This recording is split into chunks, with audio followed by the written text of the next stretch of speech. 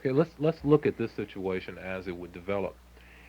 The state of Florida, um, there was an organization that monitors civil rights abuses. It monitors all type of intolerance by races upon another race. It has measured this activity in the state of Florida, and it has evaluated it as compared to other states around the country. And the state of Florida actually ranks third in attacks upon race for no other reason than intolerance. We have more, we see more of a growth in white supremacist organizations in the state of Florida. There are more anti-Semitic or Semitic activities taking place on literally on a weekly basis. You hear about the temples being defaced constantly, and yet it seems to be getting more violent in nature. Now, these people who are literally living and thriving upon the violence of their acts, do you think that they're going to acquiesce nonviolently to the idea that a black man is destined to rule his land? It is not his land.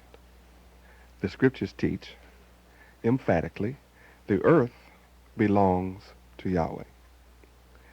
The cattle on 1,000 hills belong to Yahweh. The earth and the fullness thereof and all that is in it and the people that are on it all belong to Yahweh. The issue of the violence and the war and the destruction has come from man trying to play God Mm-hmm. in his place. He's jealous of Yahweh's sovereignty.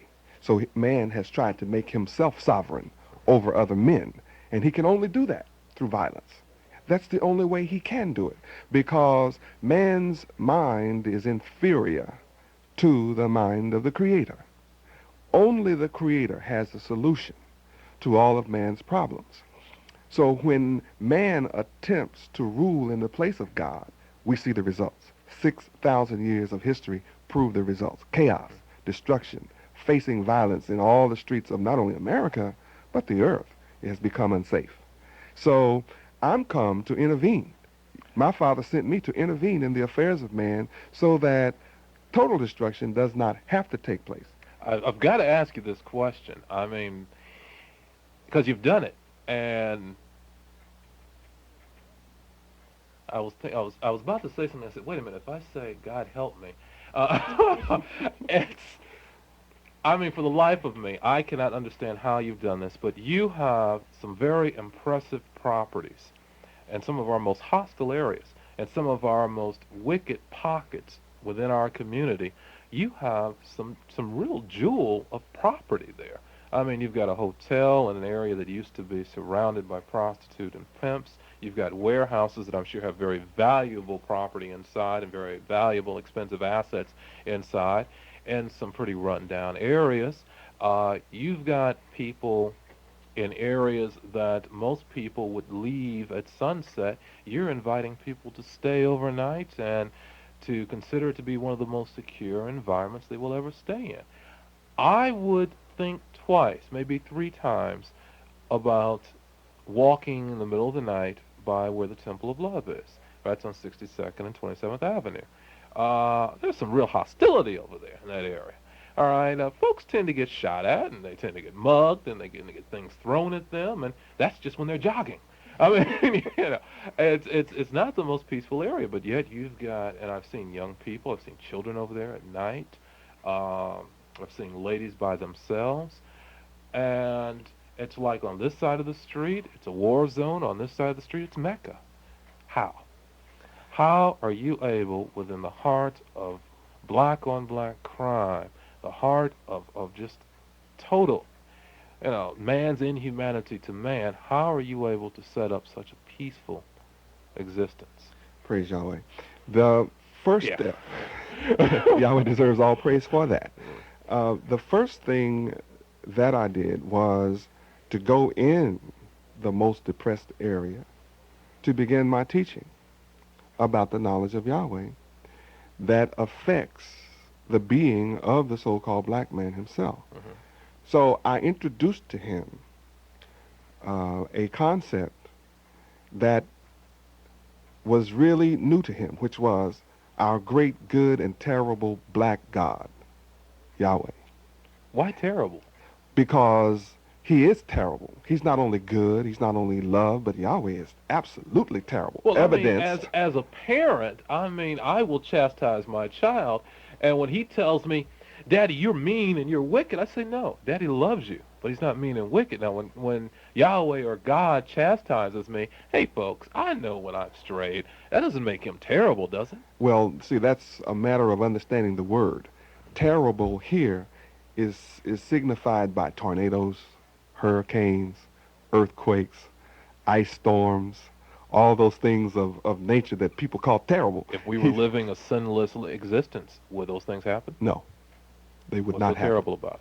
Well, that's why I use the term, is to bring my people into the knowledge of the fact that the devastating effects of nature being used in the punishment of man and the earth is not Mother Nature. It is Yahweh. Daddy Yahweh. Yes. And it's for your evil, wicked acts that these things are taking place. So when I went into the neighborhood, remember, I went throughout the neighborhoods of the worst areas. How'd you introduce yourself, your concept, to the community? I mean, many of you, I'm sure, did not. I keep doing that like we're on TV. I host a TV show, so forgive me, folks. Those of you who are looking around your radio right now, trying to see. Well, we've got about 12 or 13 people here, maybe more. But many of your followers, many of those who have recognized your message and are following you now, I'm sure didn't come with you when you set up shop.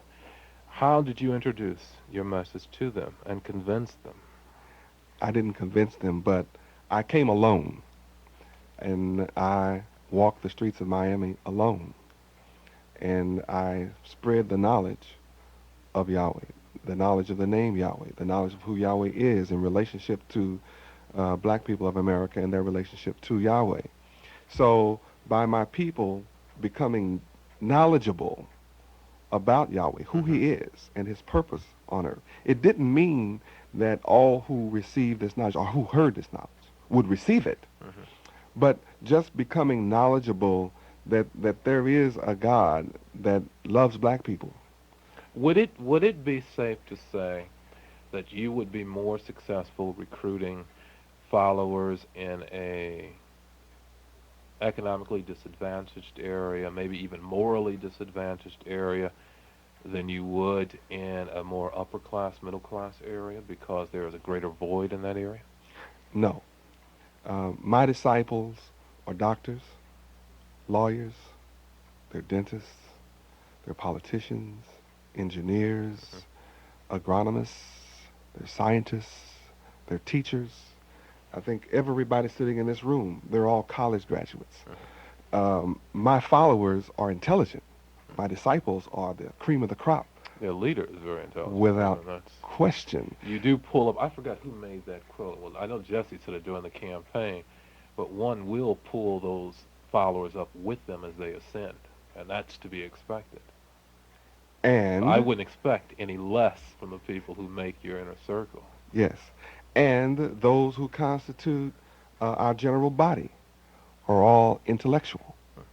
That's the shock that people encounter.